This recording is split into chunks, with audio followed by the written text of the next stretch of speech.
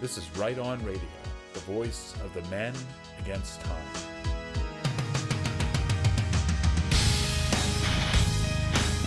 Welcome to Right On Radio.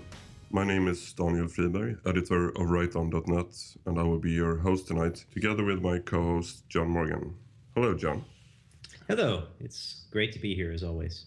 The topic of today's program is the latest book from Arktos, Prometheus and Atlas.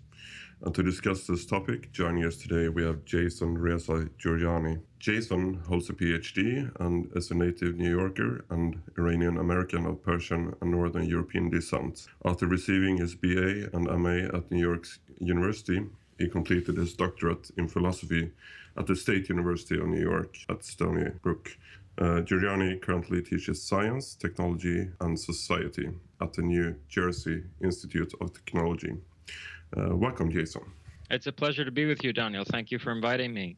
Yeah, pleasure is ours. And to kind of start this off, Jason, would you please tell our listeners a bit about your own ideological journey and what prompted you to write your latest book, Prometheus and Atlas, as well as how you came into contact with us at Arktos and decided to publish with us?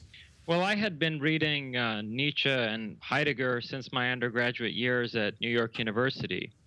But it was really during my graduate studies when I wrote a master's thesis on universal human rights and Islam that I began to question the entire liberal capitalist model of world order. The thesis of that graduate work was essentially that the unrestricted right to freedom of religion in the Universal Declaration of Human Rights was self-undermining, insofar as it's possible that some of the fundamental precepts of a given religion could conflict essentially with the natural rights that were reaffirmed by the drafters of the UN Universal Declaration and that stretch back to the liberal thinkers of the Age of Enlightenment. And the more I began to compare the basic tenets of Islam from the Quran and the Hadith to the aspirations and aims of the political framework of the Universal Declaration of Human Rights, the more I began to call into question the entire framework of Enlightenment European political thought. Makes sense. I guess that there are some built-in vulnerabilities there, especially when confronted with a very aggressive expansionist religion like Islam. Yeah, I mean, there were thinkers in the generation of Jefferson who straight out took the view that revealed religion was incompatible with the political theory of natural right, people like Thomas Paine, for example.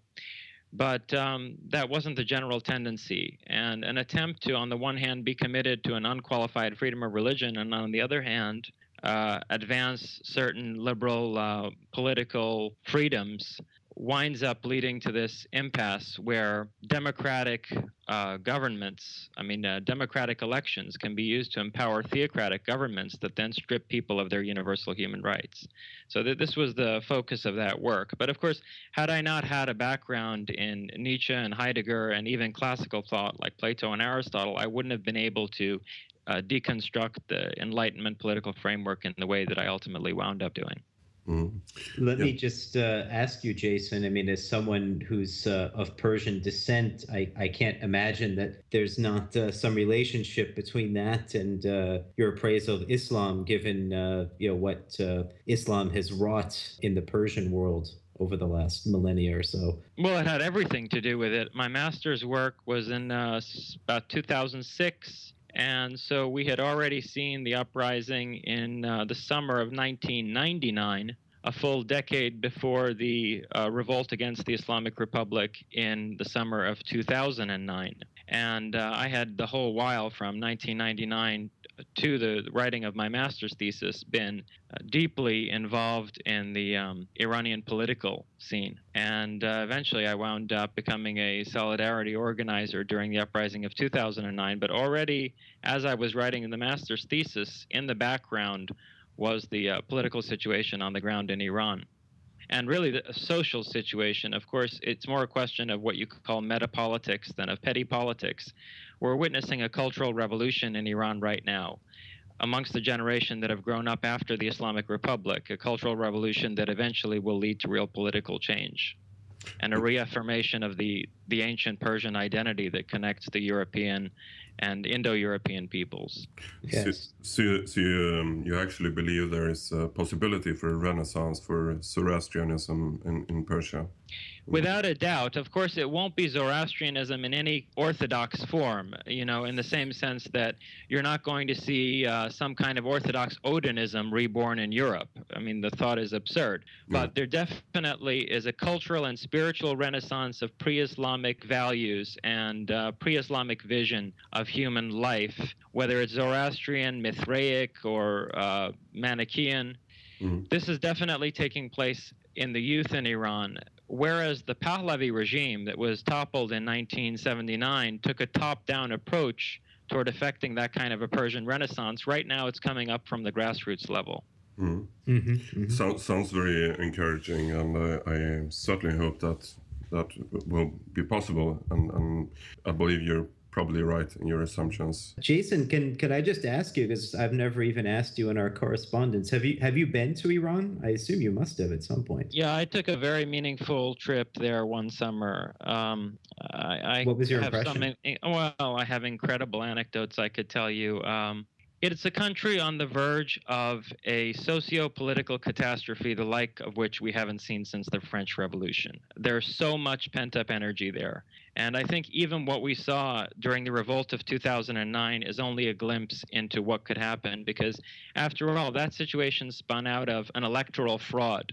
And most people there don't invest in the political system of the Islamic Republic in the first place. This was sort of a half-hearted attempt to endorse the last opportunity for reform within the system, but of course a reform of the kind that Gorbachev advanced in the Soviet Union, which people had hoped would lead to an implosion of the system.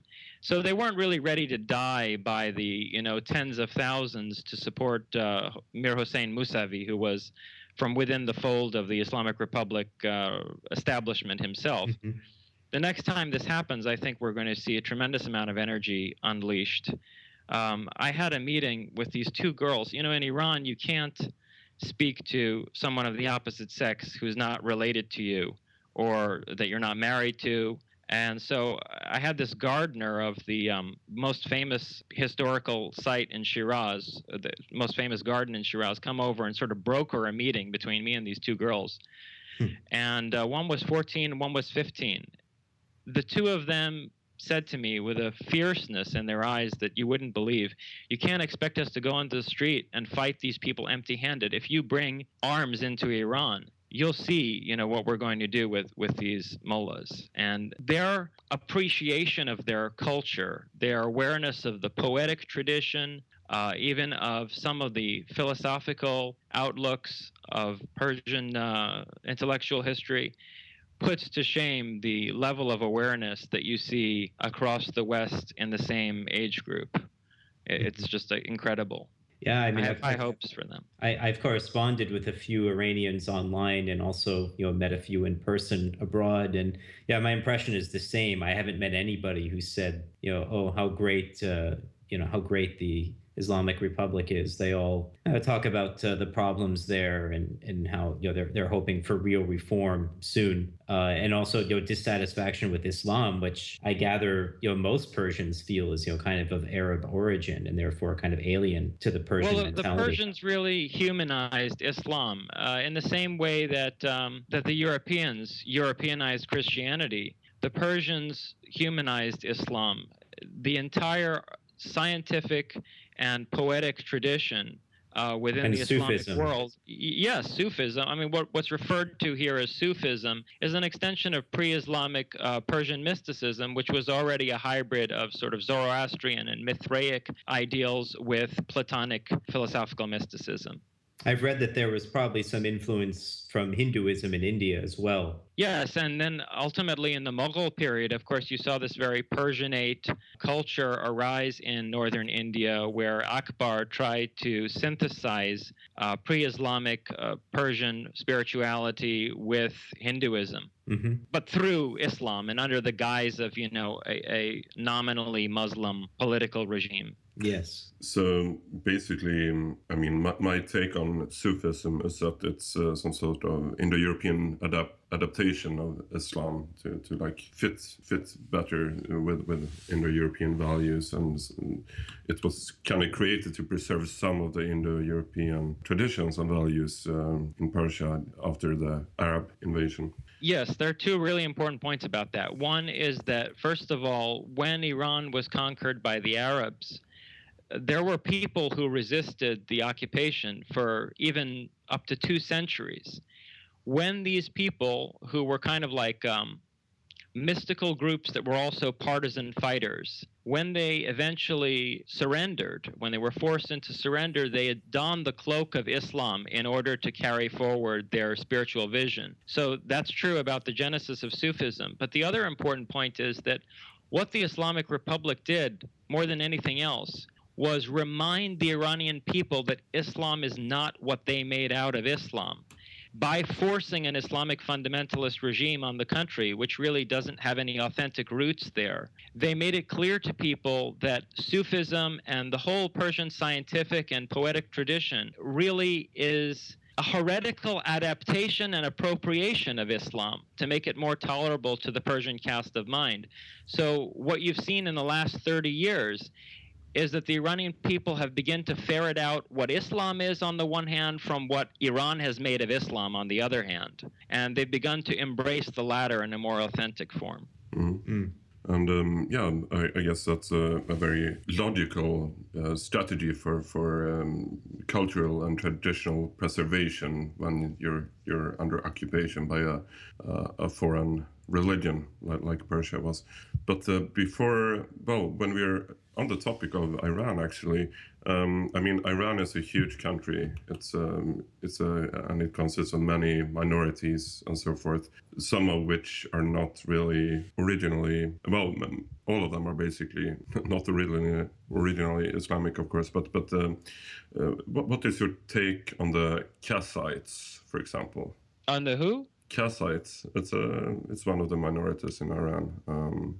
They have some sort of they were not Zoroastrians, and they are still apparently worshipping some Babylonian gods and so forth. Well, that's a very small minority. You're talking about like the Mandeans? Yeah, basically. The Mandean community? It's in the western part of Iran. Yeah, near Iraq in the south. Yeah, exactly. Well, I'm sure they're good folks, but they're kind of not relevant to the wider picture. The people who are really significant are the Kurds. Mm-hmm. Because, see, what a lot of people don't understand are that the Kurds are Iranian. They're spread across 4 countries in that region, northern Iraq, Syria, and Turkey. But the Kurds are not Iraqis, Syrians, or Turks. The Kurds are Iranians. So going all the way back to Cyrus the Great, Cyrus's mother was a Kurd. The Kurds are the Medes. They are the ancient Medes. And so their relationship with the Persians goes all the way back through Iranian history. Iran is sort of like a hybrid country founded through the interrelationship of the Persians and the Kurds.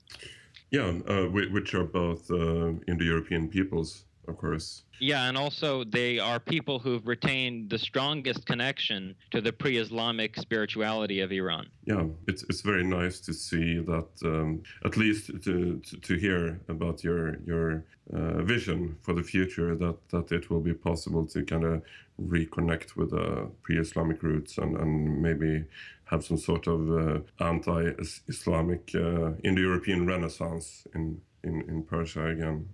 Well, one of the things that I point out in Prometheus and Atlas is that first of all, a lot of people, I think in the New Right, don't appreciate the extent to which the European and the Iranian culture, and even the culture of northern India, are cousin cultures. This needs to be more emphasized.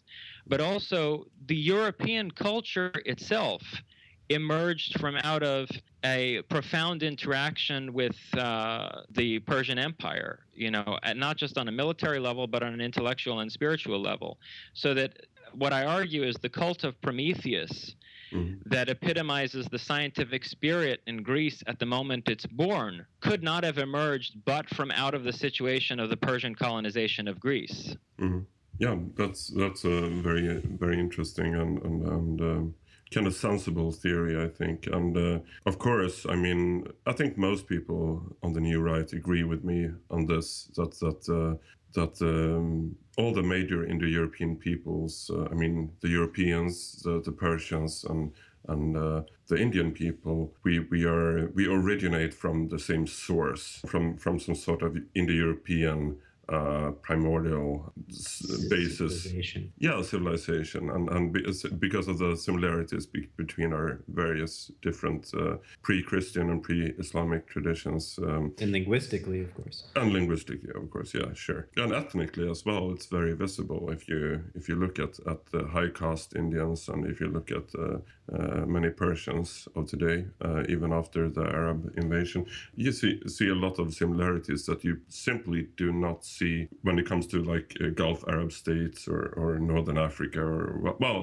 some countries in Northern Africa still have some Indo-European pockets, but still you get my meaning, I guess. Yeah, there were two phases of forced miscegenation in Iran. One was under the Arabs, and then the second one was under the Mongols.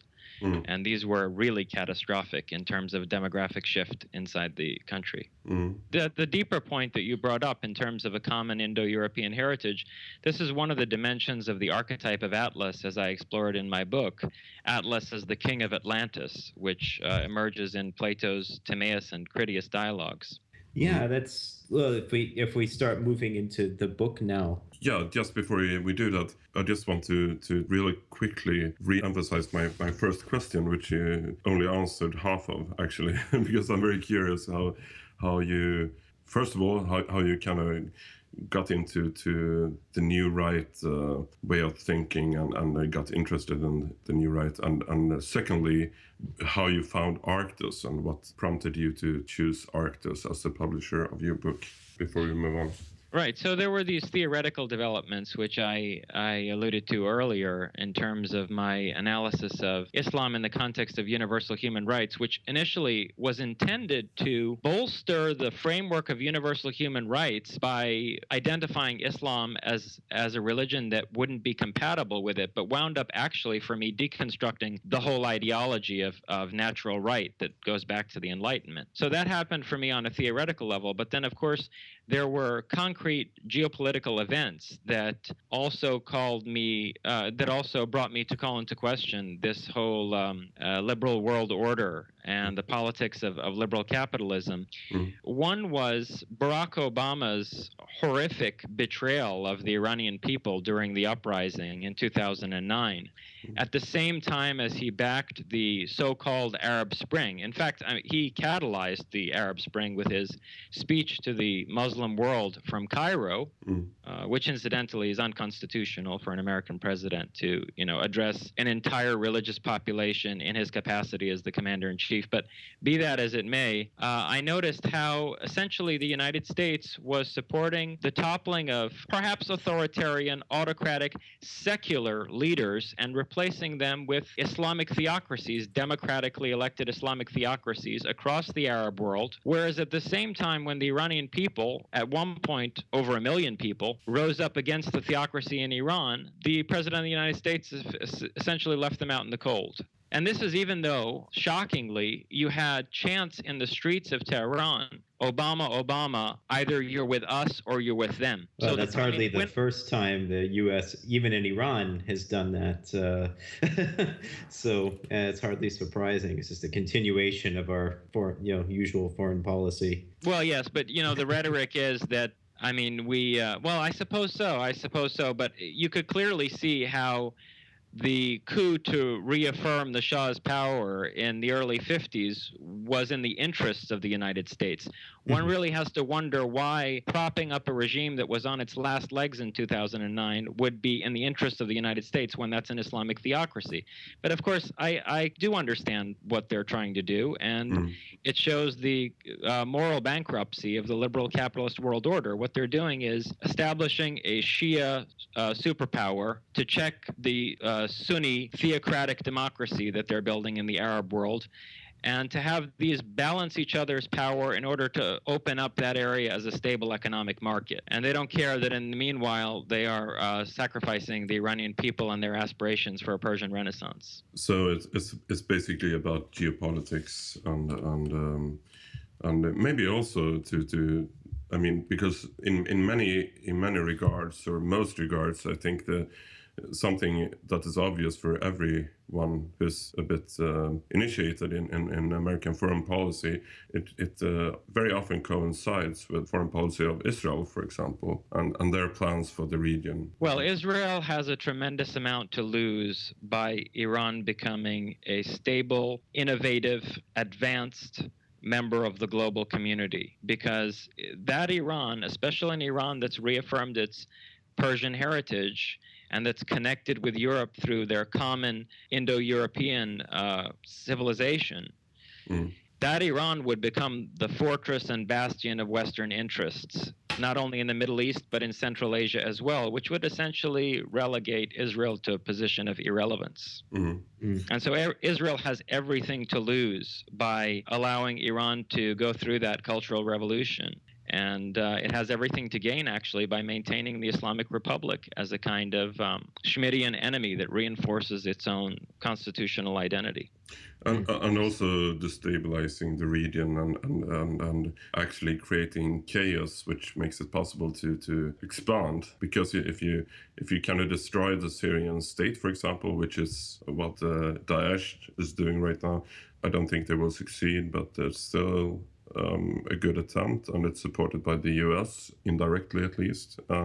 It kind of gives some leeway for Israel to kind of claim the Golan Heights and so forth. I'm sure that's the case. It's very much to their benefit to have a Shia-Sunni conflict in that region that foments chaos, rather than to eventually have an Iranian-Arab conflict where the Iranian side is born of a Persian Renaissance, because it's very clear how that would end. And it would end with a greater Iran that would, again, as I said, relegate Israel to a position of irrelevance. And finally, how did you find Arktos? I suppose it kind of ties together with your exploration of the new right way of thinking and so forth. But what prompted you to get in touch with us, to get us to publish your book? Please tell us. Well, to kind of transition from your last question into this one, the rise of, as if what Obama did with respect to Iran and the Arab Spring wasn't bad enough, the rise of the Islamic State, of Daesh, and in particular its destruction of the irreplaceable historical heritage of not just the Persians, but even older cultures throughout that region, had a traumatic effect on me. I remember when the Taliban demolished the Bamiyan Buddhas in Afghanistan. Of course, Afghanistan is not a country. 2001. Yeah, Afghanistan is not a country. That's eastern Iran. It's what we call Khorasan. It's actually the heartland of the Iranian civilization.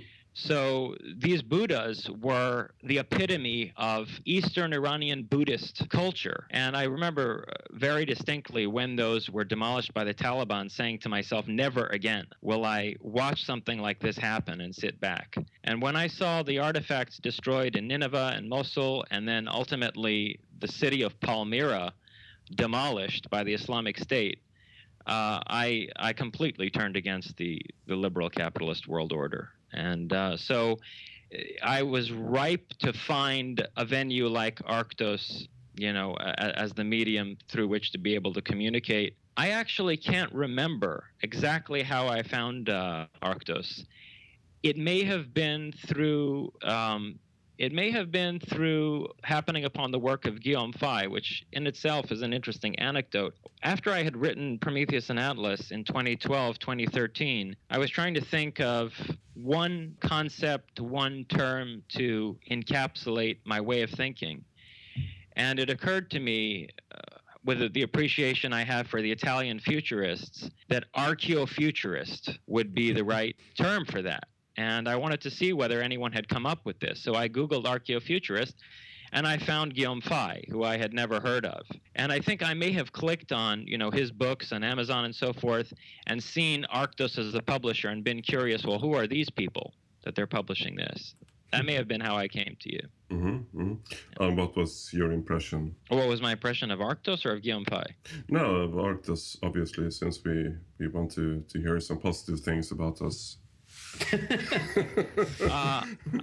I think that you are the beacon of a new order that's going to transform not only the Indo-European world, but ultimately that's going to offer a new way of life on this earth. I think that, you are a light in a vast darkness. You've obviously been able in the short time that you've been doing your work to bring together nearly the entire intellectual vanguard of the new right. I was very impressed by that. In particular, I was impressed by the fact that people with a solid training in Heidegger, like Alain de Benoit, were having their English texts disseminated through Arktos.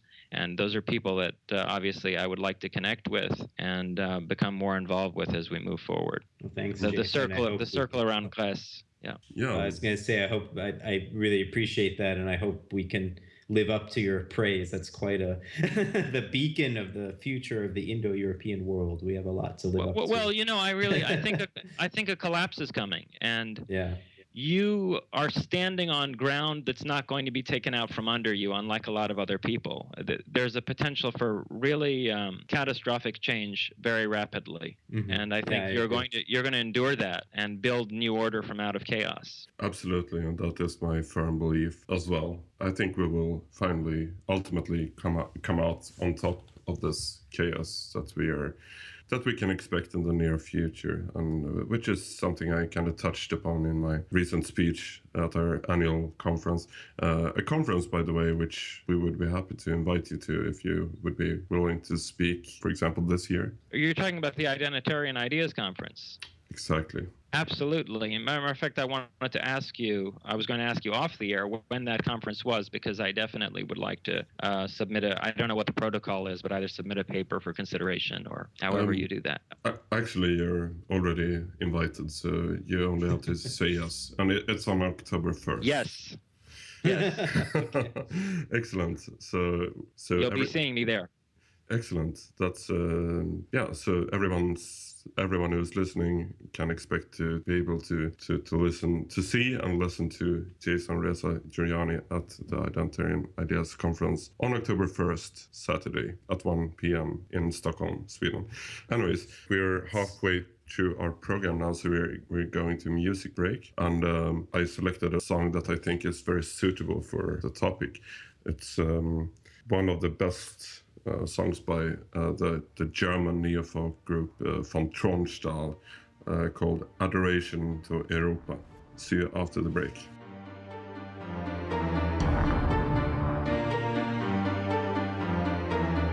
Courage and cowards move, heroes to ecstasy. What comes of war and wounds, ritual and victory. Through light and water flow, to ditch and death we go.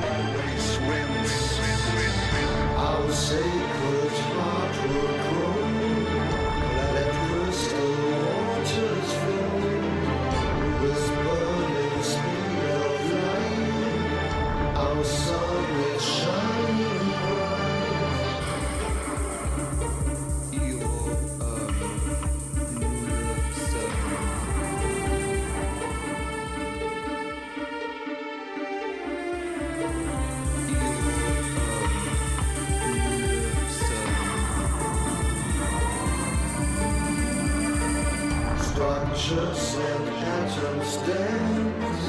Sugar towards the taster, prey to the predator.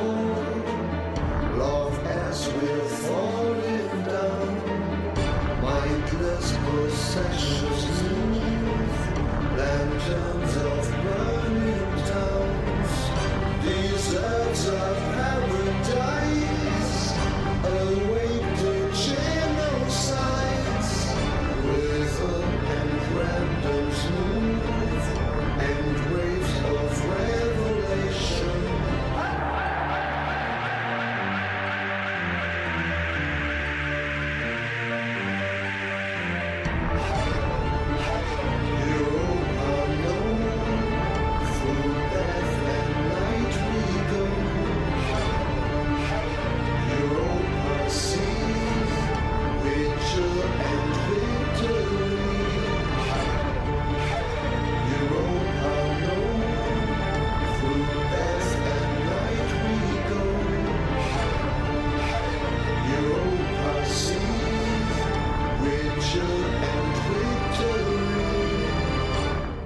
And there we are back from the music break, and you just listened to von Tronstal, Adoration to Europa.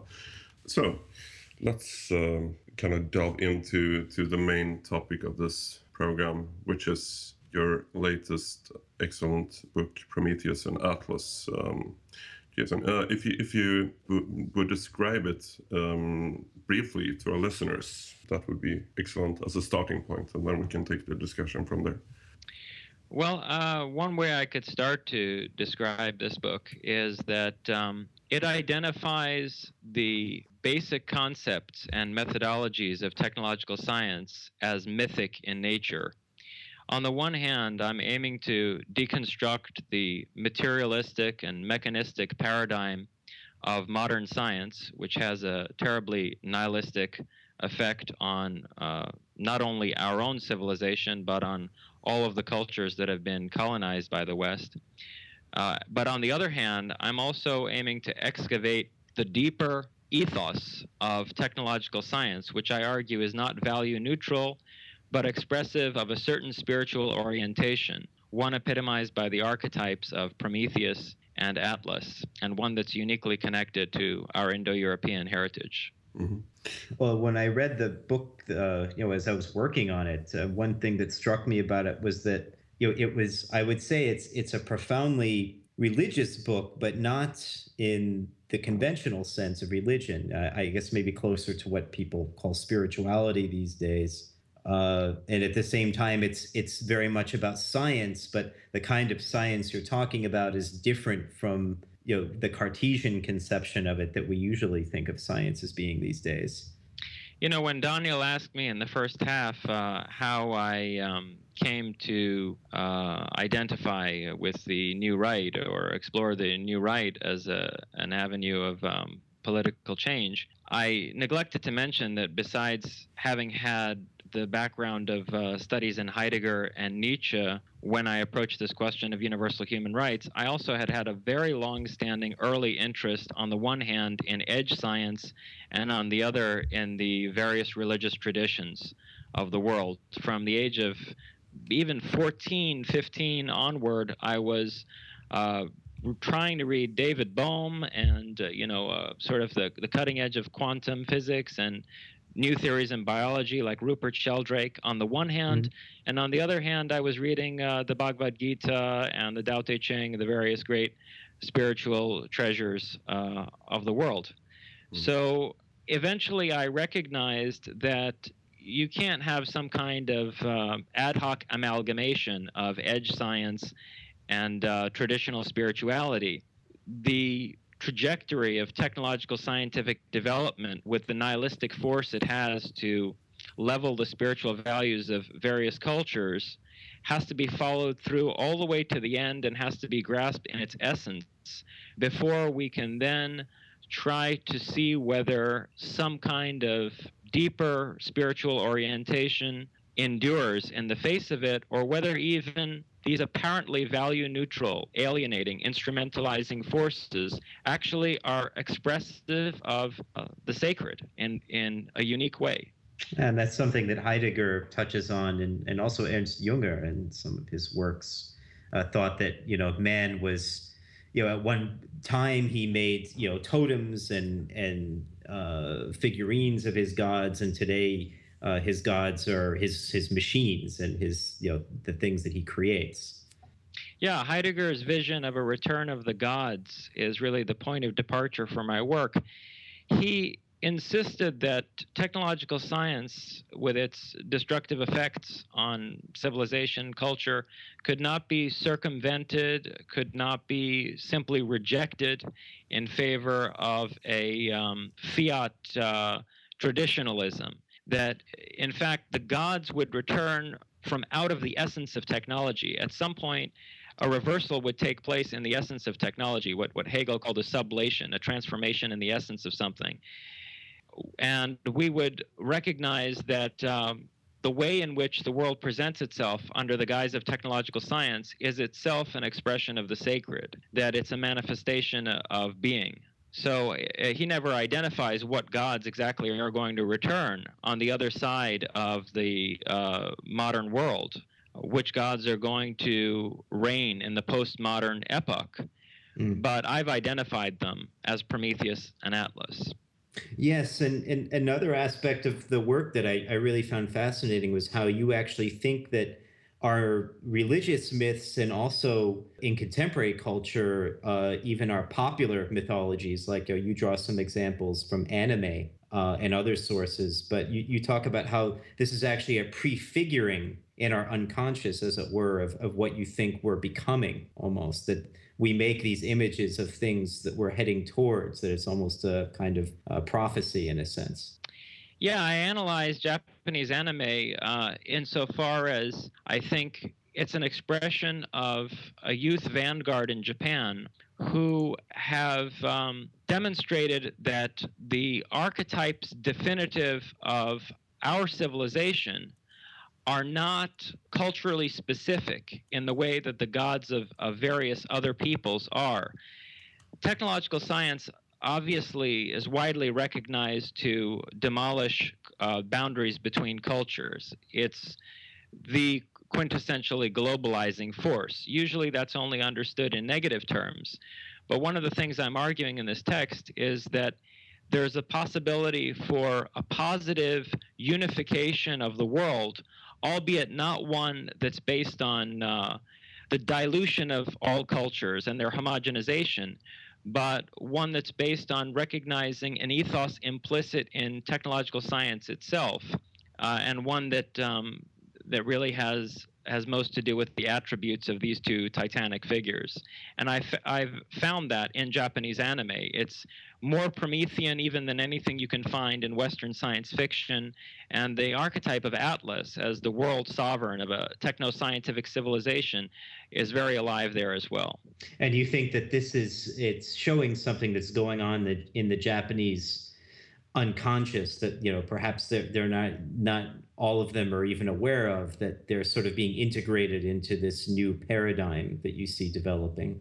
Yes, and something that the cultural Marxist thinkers in contemporary postmodern philosophy, or the academic establishment at large, wouldn't be able to grasp, is that while on the one hand it's true this shows the universal appeal or the universal power of the archetypes definitive of what we might call Western civilization. On the other hand, this couldn't have happened just anywhere. It's happening in Japan because if you go very far back, Japan appropriated and adapted in a profound way the Buddhist wing of the Indo-European tradition, yes. Mm-hmm. which connects Japan to Europe through India. And on the other hand, beginning in the late 19th century, the Japanese probably were the single people who were most intensely engaged with high-level German intellectual discourse. So by the World War, by the Second World War, the Japanese at an intellectual level in, say, the Kyoto School were Germans. At the same time as being Japanese and Buddhists. So these people were uniquely prepared for such a transformation to take place that we see even at an unconscious level reflected in anime. I think another important aspect is you've brought up the influence of German thought in this process. I think something that we should make clear to our listeners is that an important aspect of your book is German philosophy, and specifically German idealism and the schools that later followed from it, and how there was actually a profound interest in parapsychology among them, but this has been basically neglected and almost brushed under the rug by more contemporary scholars who I guess tend to see that more as a diversion from or like an embarrassing footnote to the history of German philosophy. But you see it actually as something very fundamental to what was flawed about it. Yeah, what a lot of people don't appreciate in terms of the cultural backdrop of the geopolitical conflicts within Europe that were amplified or resonated across the world is that at the core of them is this divide between the Germanic tradition that came out of the Renaissance and the more Latinate Anglo tradition or anti-tradition that proliferated through the European Enlightenment. So basically, in the Renaissance, you had an attempt to reconnect with classical European thought and spirituality that was really aborted by the blank slate view of human reason and of subjectivity embraced by the Enlightenment thinkers, and that really exploded into the French Revolution in a socio-political sense. The Germans, people like Schelling and Hegel, continued the attempt to reconnect with the pagan spirituality and thought that was the project of the Italian Renaissance. So there's a clear trajectory from the Renaissance to someone like Heidegger through German idealism, and my thinking is very much in that line. But something that really took me by surprise, because I took a couple of classes on German idealism and romanticism when I was at university. I'm no expert, but I studied them a little bit. Was that they had actually engaged with what today we would call parapsychology or the paranormal, but they themselves sort of later dismissed this or came to regret it. I recall you saying, and this came to be seen as something peripheral to their work, but you kind of see it as them being afraid of actually following their conclusions through to the end. Is that accurate, what I'm saying? Well, it's more than that. Okay, I mean, this is the most important way in which they forwarded the project of the Renaissance. The defining figure of the Renaissance is Giordano Bruno in an intellectual sense. He was trying to develop a form of science. He was trying to resurrect science, first of all, but he was trying to develop a form of science that would draw no essential distinction between the scientific and the spiritual. So, of course, all kinds of processes that we would think of as psychical or that we would marginalize now as paranormal were recognized by Bruno as natural phenomena. Well, this posed a terrible threat to the church, because you can't very well have people scientifically investigating what the church defines as the fate of the soul after death, or this is really something that properly belongs in the domain of theology and is administrated over by the church hierarchy. So oddly enough, if you look closely at the lives of the founding thinkers of the Enlightenment, like René Descartes, you'll find that they very concretely had dealings with the church hierarchy. Descartes, for example, appears to have been a Jesuit agent, and you'll have people like his personal publicist, who are hammers of the Holy Inquisition, invested in his work because it's setting forward a purely materialistic, mechanistic conception of science that's going to leave everything potentially having to do with faith and the spiritual out of the scientific world picture, so that faith is segregated off in a protected domain. The Germans refused to go along with that. They continued to see what we would call a psychical phenomena or capacities of the soul, as Aristotle understood the soul, as part of nature. Yes. Mhm. But this didn't end up becoming something that was seen as integral to their work. Like you refer to this work, The Spirit Seer by Kant, which I hadn't even been aware of before. I mean to find a copy, but they were actually engaged with these ideas, which are now not seen as something important. But you actually talk about in the book how you think it's our embrace and attempt to understand and develop our what would be called parapsychological abilities is actually crucial to our development as a civilization and as a species. Yeah, absolutely. Kant is an odd figure because he sort of has one leg on each side. He's a major figure in German idealism, but he's also one of the founders of the Enlightenment. Yes. And you see this ambiguity in that text on Emanuel Swedenborg. Kant read Swedenborg, devoured Swedenborg's corpus as a young man. And he wrote this rather sarcastic, disingenuous book about Swedenborg, initially under a pseudonym, because he was afraid that he would not attain tenure if he came out with this publicly. Yes. If you look closely at this book, you'll see that some of the core concepts of Kant's thought were developed right from out of Swedenborg's profoundly occult philosophy, which is on a continuum with Renaissance thought. Mm-hmm. But you have a distortion of Swedenborg and of this kind of naturalistic approach to the psychical. You have a distortion of that in a very rationalistic, abstract fashion that reaffirms the destructively mechanistic reorientation of European thought that Descartes set in motion. So Kant sort of touched on something, but didn't like what he saw, so wrote this work to maybe kind of expiate it from his mind. Yeah, the struggle between these two paths out of the Renaissance really is epitomized by Kant in a single person. Well, what would you say then? You talk about this quite a bit in the book, but as far as what's happening today in parapsychology and where you see it going for the future, what relevance does this have for the future of our civilization and for Indo-European man, we could say?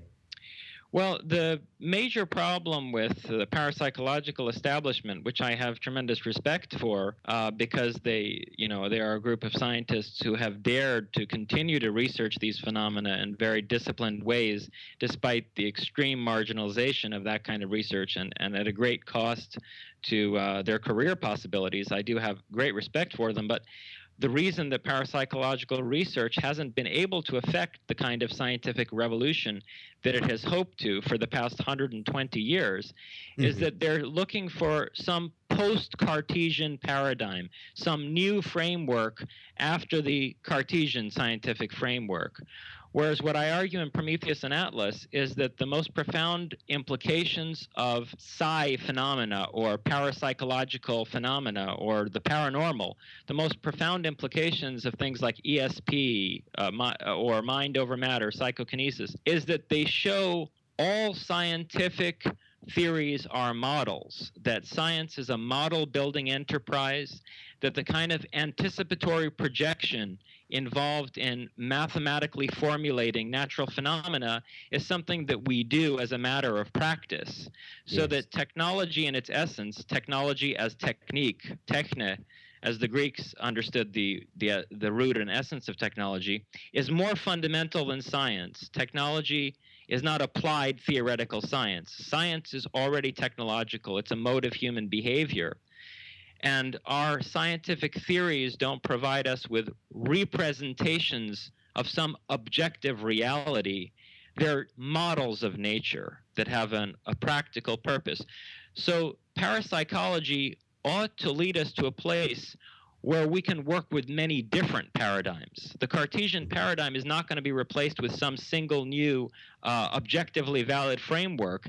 It's going to be replaced with an attitude that I would call Atlantean or Atlantic, the attitude of Atlas, that can deal in many models provisionally and for practical purposes, depending on what the objective is. Mm-hmm. So that's a very different approach than we have with the scientific method, for example, which has really come to define our civilization now.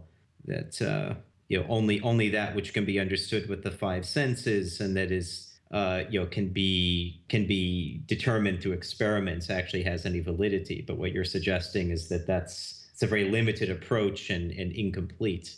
Yeah, and I mean, even you say through the five senses, I mean, one can very clearly observe instances of telepathy or psychokinesis. Yes. The question is what's causing them. And if you're thinking only in terms of efficient causality that can be represented in mathematical equations, you're never going to be able to explain these phenomena. That's a wrong track that's been taken by many parapsychologists to try to reduce these things to something that can be comprehended in terms of quantum mechanics, for example. If we only knew more about quantum mechanics, we would understand how consciousness affects, how conscious intention affects, say, random number generators. Well, the other thing they have to do to be able to forward theories like that is restrict themselves to a very narrow range of paranormal phenomena, whereas it's really the most extreme types of psychokinesis, the most extreme types of psychokinesis that clue you into the fact that scientific models are just that, models, and not mirrors of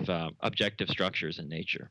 Well, I mean, obviously your book itself would be one of these, but perhaps I would know more about it if I had read more in what's happening in parapsychology. But you seem to suggest in your book that there's a lot of evidence accumulating that we're about to see this shift. Is there anything you can point to show that like there's been some recent discoveries? Or actually, I don't think it's going to happen that way.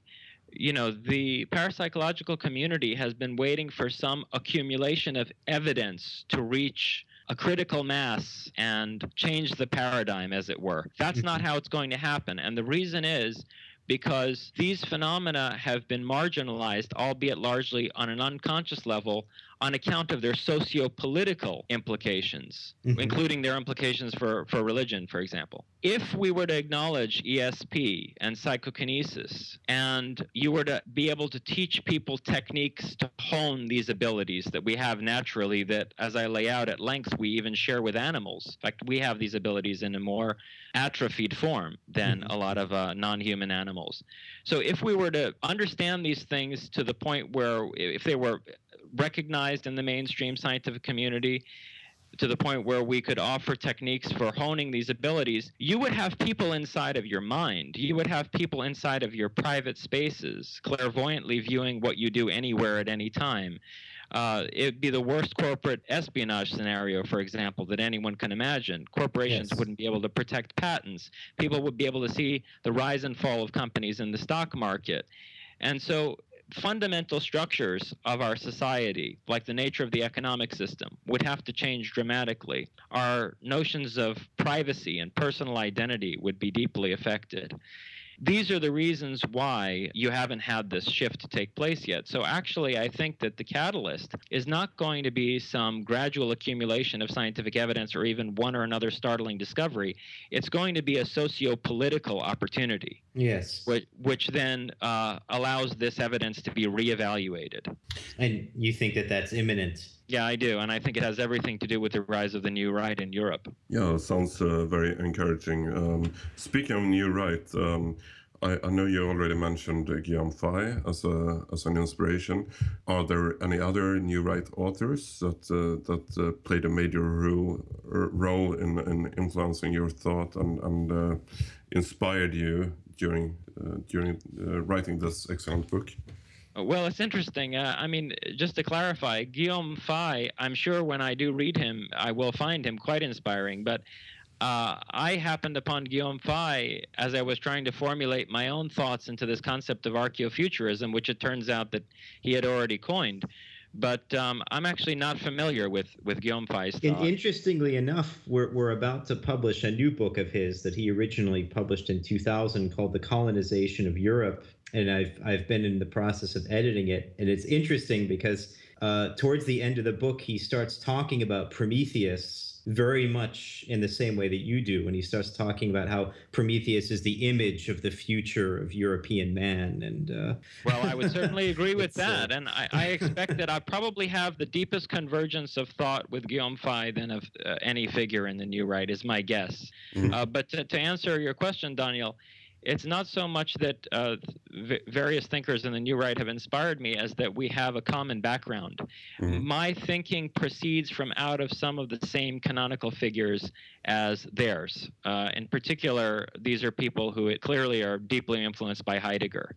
Yeah. And so you have on the one hand this whole postmodern, what we call continental philosophy, continental European philosophy establishment in the Anglo world, who really have, I think, bastardized Heidegger's thought out of a fear of its revolutionary sociopolitical implications. And on the other hand, you have this New Right tradition that I think has been more faithfully developing Heidegger forward into the future.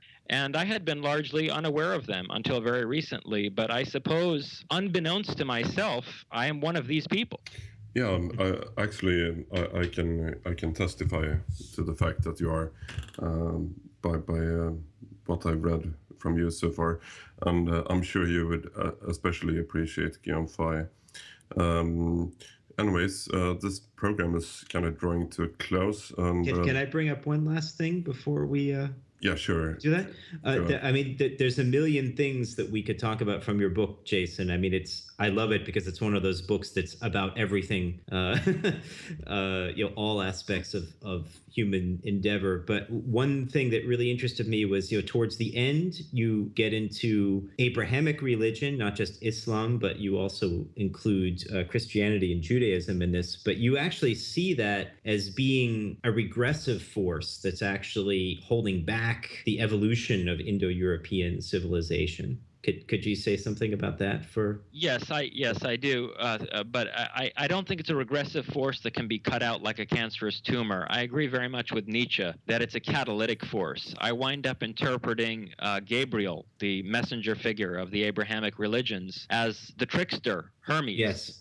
And so it's really a question of how we're going to reappropriate our pagan Indo-European heritage on the other side of this trying experience we've had with the Abrahamic revelations and their devastating effect on both the Western and the Eastern Aryan world. So we can never readopt paganism in some static, ancient form. We can't reconstitute it in that. It would be totally inauthentic and beside the point. Our future reappropriation of the pagan heritage has to explicitly be in a Luciferian form. In other words, I argue in this book that after the Abrahamic tradition comes to dominate in Europe, Prometheus really becomes Lucifer. Prometheus, the god of the light of scientific knowledge and the fire of the forge, and Atlas, the world sovereign and the model builder of the world, are the two faces, the Janus faces of the Lucifer archetype from, say, Milton's Paradise Lost, or the Lucifer archetype that Mary Shelley alludes to repeatedly in Frankenstein or the modern Prometheus. So before we wrap this up, would you because we give this opportunity to all our guests to kind of promote your own stuff and give us any website address you would like to plug, or simply just provide a good argument in a short form why people should read your book. Well, people can connect with me through Facebook. I'm careful about what friend requests I accept, but my guess is that anyone listening to this program will probably already have quite a number of people in common. And then in terms of and by the way, that's Jason Reza Jorjani, my full name on Facebook. You could search me that way, and we can connect. If I were to give a brief argument for why people ought to read this book, it's that whether you'll wind up loving it or hating it, I think it'll be one of the two, it's the most dangerous book ever written. I would agree. That's quite a good selling point, I think. And let's end it at that. And thank you so much for joining us today, Jason. It's been a true pleasure. And talk to you soon. And see you 1st of October at Identitarian Ideas. And we'll have you on again, I'm sure. Yeah. Looking forward to seeing you both, Daniel and John. Okay. Take care. Take care. Bye-bye. Bye.